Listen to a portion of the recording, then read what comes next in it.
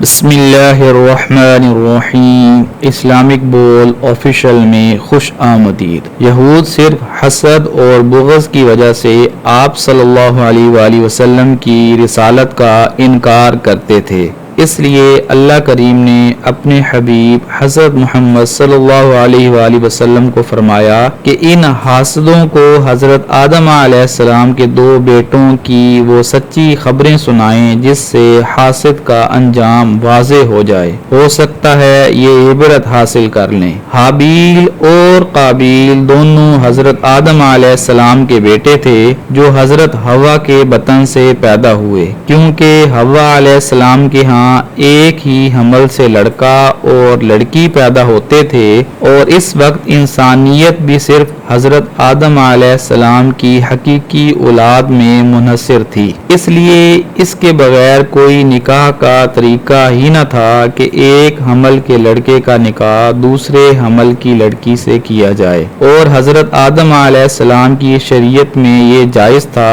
اس دستور کے مطابق اقلیمہ جو قابیل کے ساتھ پیدا ہوئی تھی اس کا نکاح حابیل کے ساتھ، اور لیوزا جو حابیل کے ساتھ پیدا ہوئی تھی اس کا نکاح قابیل کے ساتھ ہونا تھا۔ اقلیمہ خوبصورت تھی جبکہ لیوزا کی صورت پسندیدہ نہ تھی، اس لیے اقلیمہ کی خوبصورتی کی وجہ سے قابیل اپنی سگی بہن کے ساتھ نکاح کرنا چاہتا تھا۔ حضرت آدم علیہ السلام نے فرمایا کہ یہ تجھ پر حرام ہے، تو قابیل نے اپنے باپ کے حکم کا انکار کرتے ہوئے کہا کہ یہ خدائی حکم نہیں بلکہ آپ کی اپنی رائے ہے۔ تو آدم علیہ السلام نے فرمایا تم دونوں قربانی دو، جس کی قربانی آسمانی آگ نے اتر کر جلا دی تو اس کی قربانی قبول ہوگی، اور اقلیمہ کا نکاح اسی کے ساتھ ہوگا۔ چنانچہ قابیل نے گندم کا ڈھیر پیش کیا اور حابیل نے موٹی بکری کو خلوص نیت کے ساتھ ذبح کیا، اور ان دونوں نے اپنی اپنی چیزیں پہاڑ کے اوپر رکھ دیں۔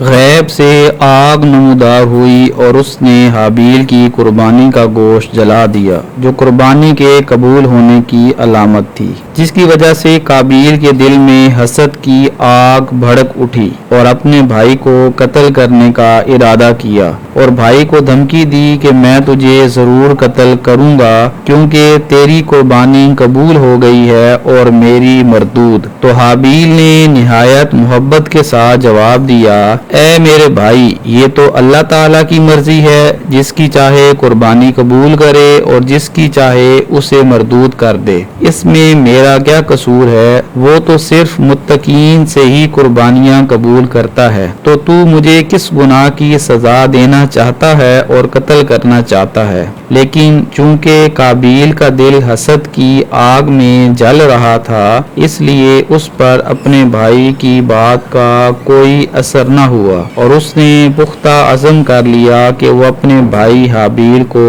قتل کر دے گا، لیکن اسے یہ بھی معلوم نہ تھا وہ اپنے بھائی کو کس طرح قتل کرے۔ شیطان اس موقع کی تاڑ میں تھا، فوراً انسانی شکل میں سامنے آیا اور اس نے ایک پرندے کو پکڑ کر اس کا سر ایک پتھر پر رکھا اور دوسرے پتھر سے اس کا سر کچل دیا، جس سے وہ پرندہ مر گیا۔ قابیل یہ منظر دیکھ رہا تھا، اس نے دیکھا اس کا بھائی حابیل سویا ہوا ہے، تو اس نے ایک پتھر لیا اور اپنے بھائی کے سر میں دے مارا اور قتل کر دیا۔ قابیل جب اپنے بھائی کو قتل کر چکا تو بہت شرمندہ ہوا اور اپنے بھائی کو ٹھکانے لگانے کی کوئی تدبیر سمجھ نہ آئی، اور کم و بیش 1 سال تک وہ اس کی لاش اپنی گردن پر اٹھا کر پھرتا رہا، یہاں تک کہ ایک کوے نے اسے زمین میں دفن کرنے کا عملی نمونہ دکھایا تو اس نے حابیل کو زمین میں دفن کر دیا، لیکن اس کا انجام یہ ہوا اس کی رنگت سیاہ ہو گئی، اس کی والدہ اور والد دونوں اس سے بیزار ہو گئے۔ آدم علیہ السلام نے اس سے اس کے بھائی کے متعلق دریافت کیا تو اس نے بہت بہت گستاخی کے ساتھ کہا، کیا میں اس کا نگران یا وکیل ہوں؟ لہٰذا آدم علیہ السلام سمجھ گئے اس نے اپنے بھائی کو قتل کر دیا ہے، لہٰذا 100 سال تک وہ اپنے بیٹے کے غم کی وجہ سے نہ ہنسے اور نہ ہی مسکرائے۔ لیکن قابیل نے جس مقصد کے لیے یہ سارا کام کیا وہ اس میں ناکام اور نامراد ہوا، اور قیامت تک ظلم سے قتل ہونے والوں کا سارا گناہ اپنے ذمہ لے لیا، اور وہ نوح علیہ السلام کے زمانے تک زندہ رہا اور عیش و عشرت اور غلط کاموں میں مصروف ہو کر اپنی دنیا اور آخرت برباد کرتا رہا، یہاں تک کہ طوفان نوح میں وہ غرق ہو گیا۔ حدیث شریف میں آتا ہے، جس شخص کو ظلماً قتل کیا جائے تو اس کے قتل کا گناہ اور اس کے خون کی بے عزتی کا وبال قابیل کے ذمہ ہوگا، کیونکہ یہی وہ شخص ہے جس نے سب سے پہلے قتل کا راستہ اپنایا۔ اور اسی طرح یہ بھی روایت کیا گیا ہے کہ آسمانوں میں سب سے پہلے ابلیس نے حسد کیا، اور زمین پر سب سے پہلے جس آدمی نے حسد کیا وہ قابیل تھا، اور وہ اپنے مقصد میں ناکام ہوا۔ دلی دعا ہے اللہ تعالی ہم سب کو اس آفت سے محفوظ رکھے اور حسد کرنے سے بچائے۔ اگر آپ کو یہ ویڈیو اچھی لگی ہے تو لائک کریں اور چینل کو سبسکرائب کریں۔ جزاک اللہ۔